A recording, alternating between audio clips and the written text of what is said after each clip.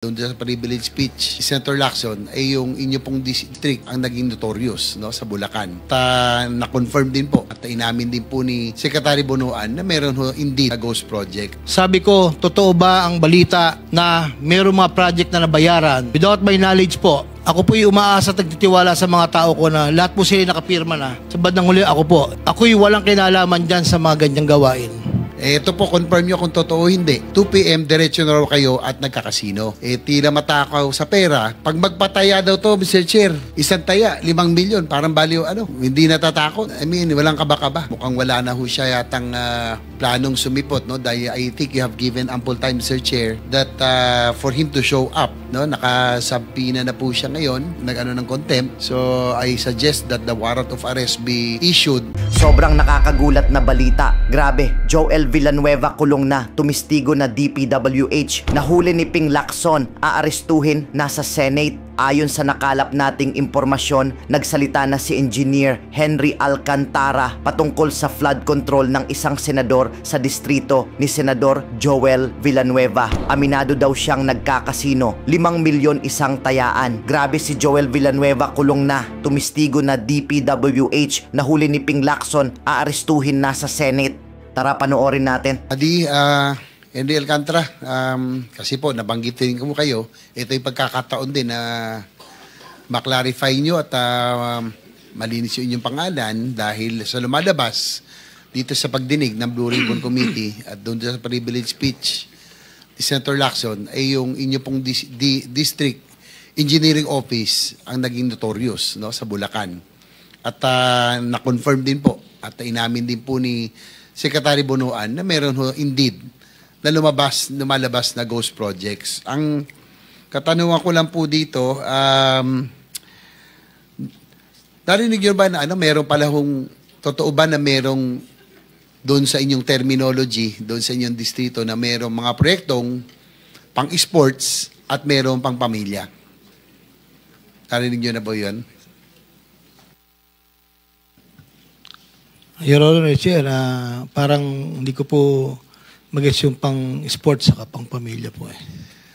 Kasi po, yan base ron sa dating commercial. At saka, ibig sabihin po niyan, pag sinabing pang-pamilya, ito po yung mga proyektong lehitimo, may execution at na-deliver, no? Na mga lehitimong kontraktor. At yung pang-sports, ito daw po ito yung talagang pwedeng paglaruan at talagang walang delivery, ito po yung guni-guni. Ito po yung ghost projects at talagang buo yun na pinipera na lang. So, kino-confirm nyo ba o dinedeny nyo na meron pong ganitong dun sa inyong distrito? If I may po, explain ko lang po. Nung po ang ating presidente ay nagsalita po sa kanyang SONA, the day after po, I called up the present district engineer at that time, D. Bryce Hernandez, to make an inventory of all the projects from 2022 to 25. Tinawagan ko po siya dahil sabi ko kailangan inventaryohin yan. Ang assessment ko lang po, baka mamaya po ay may mga kulang na haba, 1 metro, 2 metro, pa revalidate po. After 2 days, tumawag po ulit ako sa kanya. Sabi ko, anong balita? Mayroon ba tayong mga defects na kailangang ayusin? Sabi niya po, wala. After nasa 4A na po ako noon, Assistant OIC, Assistant Regional Director na po ako, nagpa-Zoom meeting. Kailan po kayo lumipat ng 4A? June 16 po, 2025. So, magmula noon, si Bryce Hernandez na ang District Engineer ng First Engineering District Office sa Bulacan, tama? Yes po, Your Honor, Mr. Chair. Sige po. Mamaya po, Mr. Chair, tatanungin ko rin si Bryce Hernandez dahil mukhang wala na ho siya yatang planong sumipot, no? Dahil I think you have given ample time, Mr. Chair, that for him to show up, no? Nakasabpina na po siya ngayon na ng contempt. So I suggest that the warrant of arrest be issued on Bryce Hernandez and JP Mendoza dahil ito daw po yung mga notorious na talagang involved at mukhang wala na silang plano na sumipot dito. Sige po, ituloy niyo po. DE Opo, thank you po. Henry Alcantara. Nag-Zoom meeting po kami. Pinatawag ko po lahat ng mga dating kasamahan ko para po kaharap po sila at bine-verify ko po sa DE o ICDE Bryce Hernandez, meron ba tayong mga findings sa mga defects? Sabi niya po, wala. After the meeting po, isang kauupo lang po na construction chief ang nagpunta po sa akin. Dalawa po actually, si Engineer Galang, ang hepe po ng planning. At nagsabi sa akin na, boss, parang meron kaming nakikita na posibleng wala po. So, ang sabi ko po sa kanila, August 3, 7 p.m., that was Sunday. Pinatawag ko po, lahat po sila. Sabi ko, totoo ba ang balita na mayroong mga project na nabayaran? Without my knowledge po, kasi po, explain ko lang po, ako po yung umaasa at nagtitiwala sa mga tao ko na lahat po sila nakapirma na. Sa bandang huli, ako po, yun po, aminin ko, may negligence on my part. Nung pong meeting na yon, kausap ko po silang dalawa, totoo ba? At kasama po yung mga ibang hepe, ako po yung nagsabi na sabihin nyo sa mga kapwa hepe nyo, ako'y walang kinalaman dyan sa mga ganyang gawain. At sila po ay nagsalita na yun naman daw po ay paggagawa sa kontraktor. Sa kontraktor po ipapagawa. So, after po ng meeting, kinausap ko po yung Engineer J.M. Ramos, which is the construction chief. Sabi ko, mag-ikot ka, magsama ka ng mga tao. Baka mamaya, mayroong mga ibang kulang talaga. So, after a day po, nag-report po sa akin na di umano'y meron pong mga mangilan-ngilan. Hindi ko po alam yung eksaktong figure. Na posible po. Na posible. So, after po nan, kinausap ko po yung dalawa. Sabi ko, bakit nagkakaganon? May mga lumalabas. So, from there po, since ako po hindi na parte ng Bulacan First, sila na po yung mga nakaupo doon, hindi ko na po alam yung sumunod na step na ginawa po nila until such time na ito po, August 7, 5 o'clock in the afternoon. Pero cut ko na lang po kayo. Opo. Sir, isa na lang hindi po, na pala, no? if you may, nag-report po ako kay Secretary Bonoan na may possible po ayon po sa report ng ibang tao ko. Kayo yung pa nag-report sa kanya? Nag-report po ako sa na kanya, may that was ghost 5 projects. o'clock in the afternoon. But they, Senator JB? sige. Mr. Chair, kailan ka pinalitan ni Bryce Hernandez? June 16 po, 2025. So bago lang. Yes po, Your Honor. June 16, 2025. Yes po, Your Honor. Alam mo, yung staff ni ni Senator Lacson, isang araw, 2 araw lang nilang pinuntahan, na validate nila kaagad. Na pinpoint nila agad kung saan yung ghost project na yan na sinasabi. Tapos ikaw, na dating DE ng distrito na yun, hindi mo alam na meron pala? Yes, Your Nagtanong Honor. ka pa sa mga tao mo? Kasi po, ang proseso po namin, ang una pong dapat po in charge sa project ay project engineer. Sila po ang nakakaalam dyan sa site po. Project engineer, may materials engineer, may project Huwag na tayo inspector. magpapasahan dito ng kwan. You are the district engineer Yes po. of that engineering district. Yes, Your Honor. Ngayon, pipirma ka doon sa papilis para mabayaran yung ghost project na yan. Sir, Di ba? if I may explain po, Your Honor. Hindi, tinatanong ko, pumipirma ka ng papel, di ba? Yes po, Para Your Honor. makaklaim sila ng full payment. Yes po. Okay. Ibig mong sabihin, pumirma ka ng papel ng isang ghost project, district engineer ka, tapos ngayon magmaangan ka sa harapan namin na hindi mo alam dahil inaasa mo lang sa mga tao mo sa baba. Pag may pirma sila, pirma ka na lang rin. The buck stops at the district engineer as far as the projects that were being implemented in that particular engineering district. Dapat alam mo yan, di ba? Tapos ngayon, kunyari, magtatanong ka pa sa mga tao mo sa baba, o meron ba? Tapos tanungin ka sa mga tao mo na Parang meron, sir. Parang meron. How,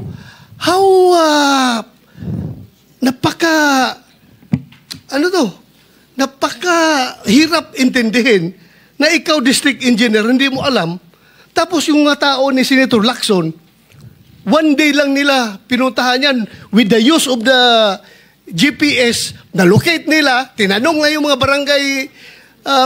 barangay officials doon, sabi, wala talaga yan, sir. Wala talaga. 2 days lang ginawa ng staff ng Senado. Ikaw, you've been there for how many years ka naging DA doon? 5.5 years, sir. 5.5 years.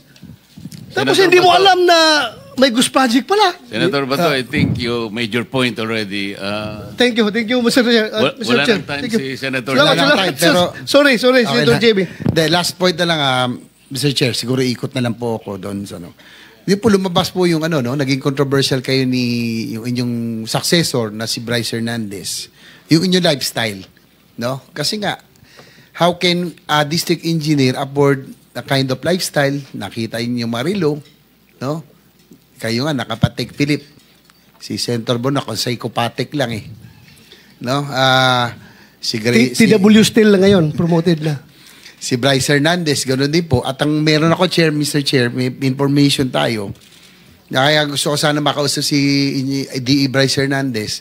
Pumapasok daw ito ng DPWH, naka-Ferrari pa. Sinitan nyo lang. Kasi nga, baka masyadong mahalata. Ang tanong ko lang po, ano oras po kayo pumapasok noon kayo po ay nasa Bulacan pa? Hindi po fix po lahat. Minsan po pag may meeting sa umaga sa NLEX Petro, nakipag-meeting po and then dumidiretso po ako sa office. Around 9 to 10 o'clock po. Ang aking informasyon, Mr. Chair, ay 10 a.m. Yes po. Kadalasan doon kayo pumapasok. Yung, nung DE pa, tas assistant nyo sila Bryce at yung sila JP Mendoza. At 2 p.m. daw, Mr. Chair, umaalis na po sila. Ito po, confirm nyo kung totoo hindi. 10 a.m. to 2 p.m., 2 p.m. diretso na raw kayo at nagkakasino. Totoo po ba ito? Hindi. Ako po, umaabot po ako ng 5 o'clock, Your Honor. 4 o'clock, 4:30 po. Pero yung grupo nyo raw po, hindi lang kayo shopping buddy, pati po sa paglalaro. Yan po, dapat po verify paano ho kayo nakakapasok. Considering that you are government officials, paano kayo nakakapasok sa casino? Lalo to si Bryce Hernandez, sinabi ni Senator Lacson, tila matakaw sa pera. Pag magpataya daw to, Mr. Chair, isang taya, 5 milyon, parang baliw, hindi natatakot. I mean, walang kaba-kaba. Do you confirm or deny, Mr. Alcantara, engineer? Your Honor, hindi ko po alam kung magkano tinataya niya dahil hindi naman po kami magkasama sa table. Inaamin ko po, ako po'y nakakapasok sa casino, Your Honor. Hindi po honor, pang ilang beses, hindi yan, hindi kayo regular, pero naglalaro kayo, kasama po siya. O, Minsan po kasama, minsan po hindi. So, nagkakasino po kayo? Inamin ko po, Bryce Hernandez. Your Honor, Mr. Chair. So, sa inyong paglalaro, bukod doon, yung lifestyle, balita ko nga, sana pag dumati si Bryce Hernandez, Mr. Chair, pa-issue nyo na po siguro ng warrant of arrest, ay mga ilang beses ko kayo naglalaro sa isang, sabi na sa isang buwan, yung grupo nyo po? Mga 2 hanggang 3 po, Mr. Chair. Ang balita ko rin naman po, kayo naman hindi masyado, no? Yung hanggang 30,000, 50,000 lang, pero itong inyong sumunod sa inyo, medyo mas malaki-laki. So, Mr. Chair, pwede ho kaya natin pakuha ang CCTV footages ng kanilang di umano'y field trip araw-araw sa casino. If you can ask siguro yung Soler North kasi yan ang pinakamalapit doon po sa norte. No? Meron pa ako mga tanong sana, Mr. Chair, pero I'll just ask siguro on my next round, Mr. Chair. Thank you, Senator. I Mr. think Chair. you have sufficiently established that aspect. Mr. Chair. Total, nandiyan ka na rin, DE. Yes, sir. Meron kasing nagsabi sa akin, very reliable information. Nag-confess ka naman kay Secretary Bonoan. Nag-report po ako na may possible pong... I'm not saying that you reported. I am saying that you confessed to him that an amount of something like 7.3 billion was really wasted on flood control projects? Wala pong ganong teorya po, Your Honor. Wala po kung... Kasi merong gustong mag-testify. It's your word against his. Kasi nakonsensya na siya, gusto niyang talagang sabihin. Your Honor, yung pong amount at bilang, wala po talaga po kung binanggit kay Secretary. Kasi palagi mong sinasabi, ayun, kamukha nito, palagay mo gusto na nating tanggapin ito. The DPWH already submitted 2 cases of ghost projects. Ito yung sa May Capis, Taliptip River, Package B, Barangay Perez, Bulacan, Bulacan. At saka yung Riverwall, Purokpor, Barangay Piel, Baliwag, Bulacan. These are reported ghost projects just submitted to this committee. At ito'y teritoryo mo. Ghost ito Ang nakalagay rito, nagkaroon na ng show cause order dito. Ikaw, Henry Alcantara, ADE, Bryce Erickson Hernandez, ang mga liables yan, accountant, Cashier 2, project engineer, materials engineer, and so on and so forth. Ito nga yung tinatanong namin kanina pa, because in the last hearing, the TPWH already indicated to us that it will submit several cases of ghost flood control projects. Unfortunately, to our disappointment, bago nag-resign si Secretary Bonoan, tinext ko siya yesterday, nung isang araw pa. Kasi nga 2 lang ang kanyang ibinigay sa amin. The indication, it should have been at least 50 ghost flood control projects. Ang binigay niya sa akin, bago siya mag-resign, indication that there are 15. Kasi sabi niya rito, without structure. Hindi ko alam kung ibig sabihin nito ay ghost projects. So ang ginawa namin, ginamit namin yung mga datos na nanggaling sa presidente na ibinigay niya sa amin at binerify na namin yung iba, nakatulong nga yung ginawa ni Senator Lacson para ma-determine and ma-confirm lahat ito. There are 60 projects na parang lumilitaw, ganun nga yung kanilang characterization. Total 60 flood control projects. 15 dito binigay nyo sa Silver Wolves. Wolves pa Construction Corporation. Wawaw Builders, 6. St. Timothy plus St. Matthew, 4. Unimax Steel, 4. Jagon Build Construction Corporation, 3. SYMS Construction Trading, 3. M3 Construct Corporation, 3. Darcy and Anna Builders Trading, 3. MG Sanidan, 3. And several others with 1 project each. 60 projects na kandidato sa ghost projects. Yusek Cabral, di ba kayo po yung humahawak ng IMS? What does that IMS mean?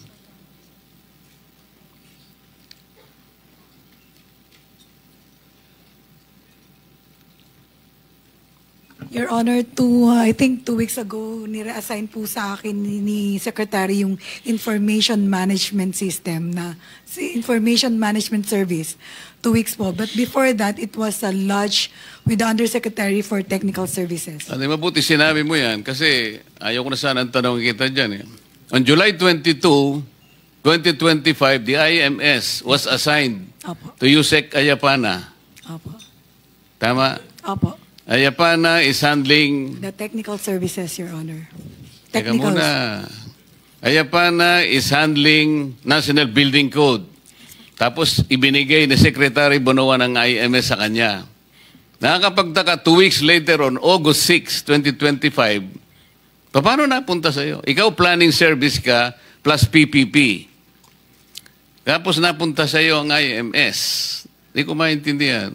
Kaya nagbibiro nga si Ayapana gusto mong kunin pa rin yung building code, sabi niya sa'yo, di ba? Tama. What is IMS? Information Management Service, Your Honor, Mr. Chair. O ano nga ang ginagawa nun? Yun po yung nagmamanage ng mga system at saka mga computer system po ng DPWH. No, pero tentative yun, di ba? Walang ano yun. For budgeting purposes, For budgeting purposes po, ang kailangan lang nila mga computers, mga software, mga ganun po. kaya nga hindi siya reliable na pangbantay sa project. PCMA is Project and Contract Management Application. Tama po, Your Honor. Meron kang access dito. Lahat Diba? po ng executive committee members ay merong access po sa PCMA. Ikaw ang may hawak din ng MYPS. MYPS po, multi-year programming system ay under ng planning. Yung PCMA po ay under ng Bureau of Construction. Kaya nga, hawak mo pa yung RBIA. Ito yung Roads and Bridges Information Application. Yes, Your Hawak mo Honor. rin yung HDM4, Highway Density Management 4. Mga application po yan, yung RBIA po ay database ng lahat ng national road and bridges asset. Yes, ng ang tinatanong ko DPWH. lang, hawak mo lahat ito. Sa planning po. IMS, may access ka sa PCMA, hawak mo yung MYPS. Alam nyo kung bakit tinatanong ko sa inyo ito? Yes, Your Honor. No. The purpose of PCMA, ito to provide a centralized, efficient, and transparent platform for monitoring all DPWH infrastructure projects and contracts, including those by administration and negotiated contracts. Tama? Tama po, Your Honor. Yun ang purpose. As to functionality, sabi niya, real-time monitoring. It enables immediate tracking of project progress and status. Immediate tracking of project progress and status. Number 2, geotagging. Requires photos with recorded geotag locations to be uploaded, providing accurate and verified data. E-logbooks. Engineers use electronic logbooks on mobile devices for field reporting. Data integration. Uses project identification structures from DPWH multi-year programming and scheduling. Ito yung MYPS. Ano ang benefits? Ito, isa sa benefit. Eliminates ghost projects. You're nodding. Eliminates ghost projects. Real-time geotag reporting helps identify and prevent the creation of phantom projects. Meron kang access dito . Meron kang MYPS. Lahat ng system, lahat ng application nasa sayo. Paano nagkaroon ng ghost projects? Your Honor, Mr. Chair, yung pong report na nasa PCMA ay meron pong yung pong lahat ng proyekto na 9,000. Real time nga ito . Anytime na i-punch mo doon, halimbawa, projects, flood control projects in Bulacan. Kung anong district ang gusto mo, District 1, District 2, District 3, alam mo, real time. By location, geotag. Alam mo nangyayari on the ground because it's being updated by your project engineers on the ground. Anytime, you don't have to go there. Tama? Tama po, Your Honor. Bakit merong ghost projects?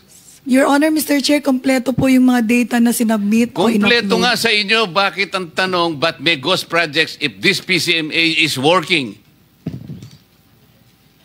Ang sabi niya, the benefit is to eliminate ghost projects. Tama naman . Real time . As we speak, halimbawa, kung hawak mo yung application mo ngayon, tingnan mo yung Bulacan. Alam mo lahat . Paano nangyari nga ito? There is now a list of a candidate of 60 ghost projects with us, subject to our verification. Paano nangyayari ito with all the systems intact in DPWH? Sino, for example, let's begin with the 2 projects, ghost projects you submitted to us. Up to what extent the liability may go? May datos po sa PCMA na in-upload yung project engineer, Your Honor, Mr. Chair. Ang Dun po- sinasabi ko, ma'am, let's not debate on this already. Ghost projects ito eh. Sino-sino ang liable? DE, Assistant DE, probably even the regional director or the Assistant Regional Director, the cashier, the accountant, the resident COA auditor. Kasi nga, paano babayaran ito nang wala man lang? Asaan ang PCMA? Tama po, Your Honor. Alam mo, ma'am, dumating ako dito na malungkot. Alam mo kung bakit? Several text messages are being received by this representation almost every day. Alam mo kung anong mga taong sinasabi nila sa akin? Nakikita po namin, sabi niya, kung paano winawaldas ang pera ng bayan. At napapatunayan po namin araw-araw, lalo na po pag nakikinig kayo kami sa hearing ninyo. Kami po pawis dugo ang puhunan namin dito. Lalong-lalo na po kami na nasa mababa lang ang kalagayan. Pinipilit naming magbayad ng buwis. Pero ganito po bang kinapupuntahan ng aming buwis na binibigay? Pwede po ba, kanya, Senator, pwede bang mag-request pakikita ko sa iyo ang mga text messages mamaya para sabihin ko lang sa iyo na totoong sinasabi ko. Pwede bang ilaban nyo kami na next year wag muna kaming magbayad ng buwis? Sapagkat ito palang kinapupuntahan. What do you think I should tell them? Can you help me provide an answer to these people? Mr. BIR, kung nandiyan ka pa po. Can you help me tell them kung anong dapat kong sabihin sa kanila? Their observation is valid. Pera po nila ito eh. Ganito po ang kinapupuntahan eh. What will I tell them?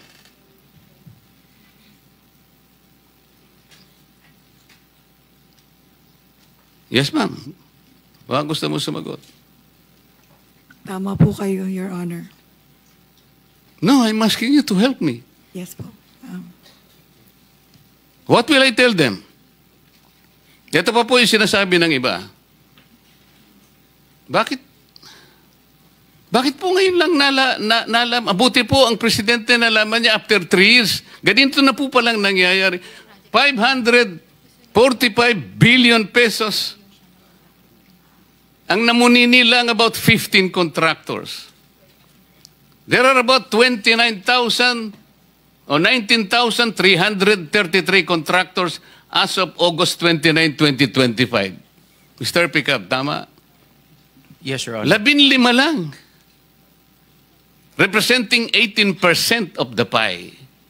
Yung 15 yun, 0.07%. Sabi gano'n nung nagtatanong sa akin. Ano pong ginagawa ng mga taong dapat nagbantay po sa kaban ng bayan? Nandyan po ang ombudsman, nandyan po yung DOJ, nandyan po ang NBI, nandyan ang CIDG. Bakit po ayaw nilang tulungan ng presidente? Mabuti po pala siya, nalaman niya. Paano po yung mga taong kinakasangkapan na ng opisina niya, nakatakot-takot na intelligence funds ang binibigay sa kanila, confidential funds, para sa ganun bantayan lang ang pera ng bayan? Katulad halimbawa po, ang pulis. Ang pulis po alam niyo sa batas nila ngayon, hindi lamang public order but also public safety ang nakalagay. They're bound to serve public safety. Ano po ibig sabihin nun? Sa tingin ko po, dapat i-report nila yung open drainage. Kasi maaaring madisgrasya yung naglalakad in open drainage. O kaya busted yung street lights. Medyo maraming kriminal na doon. O kaya clog yung... paano pa yung flood control? Diba dapat? Maraming magbabantayan dito. Bakit po kanya hindi na po nagbabantay? Mabuti na lang nalaman ng presidente, kahit nahuli na, pero nalaman pa din natin. Anong ginagawa ng mga tao? What am I supposed to tell them? Anong sasabihin ko sa kanila? Alam mo, gusto ko sabihin sa kanila, mga kababayan, alam ko pong malungkot kayo. Alam ko pong nagdaramdam kayo. Masakit po ang loob nyo. Ngunit sana po ay wag na hindi po kayo magbayad. Tuloy pa rin po ninyo. Pagtulong-tulungan po natin ito. Kasi po marami ring lalo po tayong lulubog. Hindi lamang flood control ang pinagpupuntahan ng ano nyo eh. Pati protection natin, pati si PhilHealth, pati po sa education, lahat po eh. Sana masabi ko lahat, sana maniwala sila, sana hindi sila magalit sa akin, sana tanggapin nila ang sasabihin ko sa kanila. Pero kayo po dapat eh. Kayong nahaharap dito eh. Do you have anything to say? Yusek Kati? Your Honor, tama po lahat ng sinabi niyo. Wala po akong masasabi. Kahit ano, wala kang gusto sabihin. Yun pong PCMA kasi... Kasi ang gusto ko sana, tingnan mo na lang ha. Kasi wala yung DBM eh. I-reserve ko na lang sana yung tanong ko eh. Bakit po yung... Meron po bang DBM dito? Yun pong DBM, magsasuggest po ng ceiling ng NEP sa DPWH. Tama po.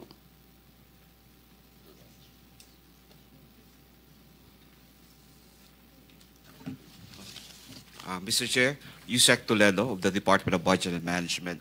So the process po ng ating pagbigay po ng ceiling, we have two-tier budgeting approach. Para doon po sa tier 1 na sinasabi Sir, ang namin. tinatanong ko lang po, ang DBM ang nagbibigay ng ceiling sa DPWH. Yes, Tama Mr. po. Chair. O, halimbawa po, dito kasi nagsisimula ang lahat ng 2022 flood control projects, GAA versus NEP. Oh, included in the NEP, 2023 po ito Yes. Check your records. 2,718 projects, and total 139.4 billion.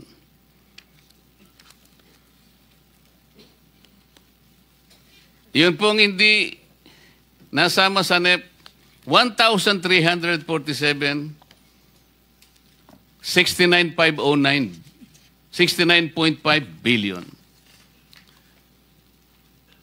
Bakit po nagkakaganon? Bakit ang lalaki po ng... So, grand total, 208.9 billion. Eh, samantalang nilagay nyo lang, 139. 2023, ang NEP po ninyo, 154.4 billion. Ang naging total, 280.6 billion. Ang wala sa NEP, 126 billion. O kung isasama pa natin ang unprogram, 25.2 billion. Bakit po kayo pumapayag sa ganun? O 2024, bilisan na lang natin. NEP, 170 billion. Wala sa NEP, 178 billion. So, ang naging total, 349 billion. Hindi pa kasama yung unprogram pa na 85.7 billion. 2025,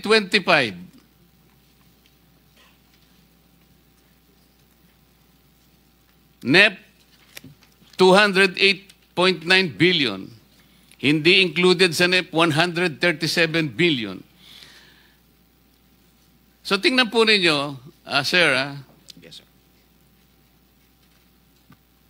sa 139 billion worth of flood control projects, in-increase ng Congress by 50%. Kaya ang GAA nagkaroon ng additional 69.5 billion. Pwede nyo bang ibigay sa amin ang breakdown kung ano-anong probinsya ang pinaglagyan yung additional na 69.5 billion? Alin-alin yung tatlong pinakamataas na probinsya nang nakakuha ng dagdag na 69.5 billion? Sino po ang nag-receive ng pinakamarami dito sa 69.5 billion? Gaano karami dito ang merong SARO? Ganito po yung gusto namin itanong sa inyo. May I, sir, Mr. Chair? Yes, Mr. Chair, we'll provide you with the list of the SARO that we have released. As a matter of fact, all the SAROs po na release po ng DBM is already available on the website. But just the same, we'll provide you the list of those SAROs, Mr. Chair. Ito po ang tinatanong namin. Ito po yung ceiling lang ninyo eh. Bakit po biglang lumaki? Minsan doble pa. Sino ang nagmamanipulate nun? Paano nai-increase yung NEP na binigay ninyo? Yeah. Mr. Chair, as to the changes and amendments of the budget, we would like to inform you that the job of the DBM po will end the term of the preparation of the budget once we submit the NEP. So, hence, the changes and amendments po doon sa NEP lies with the Congress already. Hindi na po namin alam yun, Mr. Chair. So, it's with the Congress already because... Hindi po ninyo alam kung sino yung mga lumapit sa Congress para po madagdagan po yung ceiling na binigay nyo. Yun po yung gusto nating malaman eh. Alam po namin yun sapagkat nagtagal din po ako sa Congress eh. Bagamat hindi naman ako kasali doon sa mga... Sino-sino po yung responsable na lalapit? Halimbawa sa iyo, Yusek, ikaw ang kauna-unahang nakakaalam kapag ka na-approve na yung GAA at ilan yung nadagdag na mga singitan dyan. Ikaw ang opisina mo ang kauna-una na sapagkat ikaw ang planning service. Tama o hindi? We know that, Mr. Chair. Hindi, tinatanong ko si Yusek. Okay. Tama po, pagka natanggap po namin. Tama, di ba? Pero natanggap alam mo din kung sino yung parating mga pumupunta sa opisina mo dito sa mga insertions na ito. Dito ako interesado. Your Honor, Mr. Chair, yung pong nangyayari sa budget deliberation hanggang after the NEP, hindi na po kami participant pagka na-defend na namin yung budget up to the plenary. Hindi ganon. Alam ko yung trabaho mo eh. Yusek ka ng planning service. Yan manggagaling lahat yan. Hindi naman ma-operationalize natin ng hindi. Diyan nakakarga lahat eh. Sa opisina mo. Ikaw ang merong responsibility dyan. Kaya alam ko kung sino-sino ang lalapit sa'yo. Your Honor, Mr. Chair, yung National Expenditure Program po, yun po yung manggagaling sa ahensya. Yun pong General Appropriations Act, hindi na po namin alam kung paano po nadagdagan ng DPWH at nabawasan yung ibang naming programa. Ibig mong sabihin, hindi mo alam kung sino ang pumasok sa kung paano napunta yung insertions? Yun po. Paano kung maipakita ko sa iyo na may kinalaman ka? Wala po. Not necessarily na ikaw ang gumawa. Ibig ko sabihin na nalalaman mo na nangyayari ito. Posible po, Your Honor, Mr. Anong posible? Hindi mo ba alam na nangyayari ito in your presence? Ikaw kasi ang gagawa eh. Sir, Your Honor, Mr. Chair, in our presence po ng ahensya, hindi na po kami kasama. Pagka ho na-submit na sa Bicameral Conference Committee, yung naaprubahan na, ayun pong House Gab. No, sige. Yan sagot mo kasi tatapusin ko lang itong mga kasama ko kasi baka magtagal lang ako, magalit na naman sa akin, Senator Bato. Meron kang... Senate President. Thank you, Senator Erwin. Nasa na si Ma'am Sara? Okay. Sige, bago ko punta si Mr. Teka, boss, sandali lang. Bakit hindi naka-upload at hindi available ang PCMA ngayon? Pina-check ko.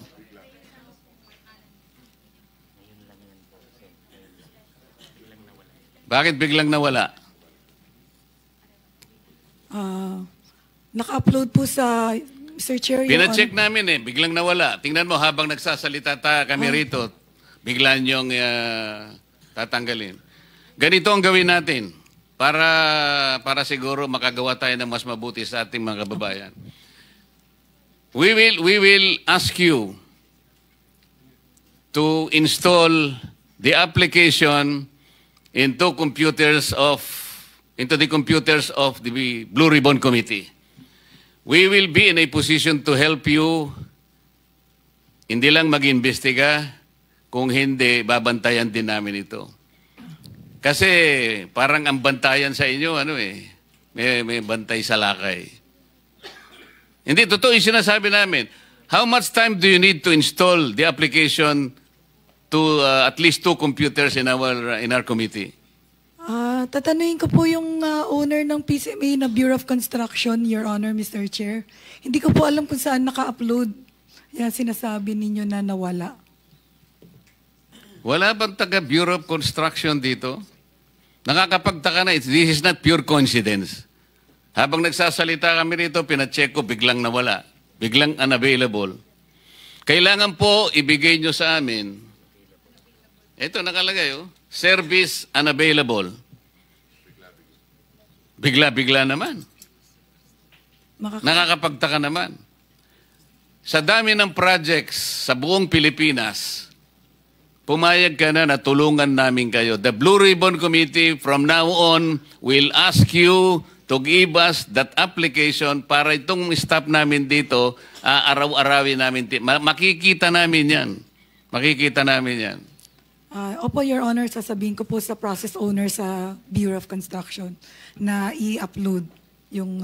Hindi, dadalhin niya dito niya i-install para ngayon. At siyempre, kinakailangan niyang kahit papano sabihin yung staff namin.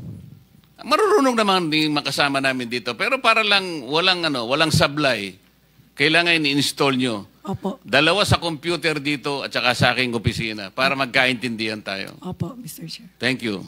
Ngayon, ikaw, bilang Pilipino, ano ang masasabi mo at reaksyon sa balitang ito? Mag-iwan ka ng komento sa ibaba at atin pong babasahin isa-isa.